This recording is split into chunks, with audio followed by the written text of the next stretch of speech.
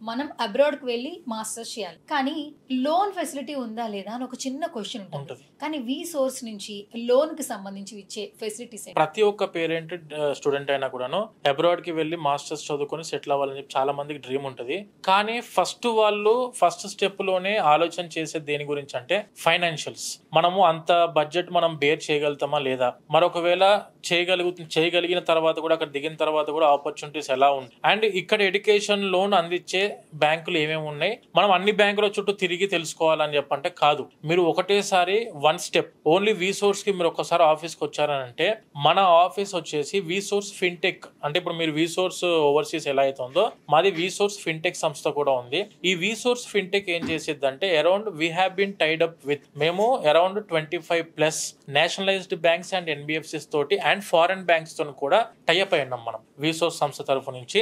So ఇక్కడ మనం అయితే టైఅప్ అయిన ఎడ్యుకేషన్ లోన్ అందించే బ్యాంక్స్ ఏవైతే ఉన్నాయో ఆ బ్యాంక్ యొక్క ఎడ్యుకేషన్ లోన్ టీమ్ మెంబర్స్ ఎవరైతే ఎడ్యుకేషన్ లోన్ డిస్బర్స్ చేసే వాళ్ళు ఉంటారో వీళ్ళందరూ కూడా మన ఆఫీస్ లోనే అందుబాటులో ఉంటారు మేడం.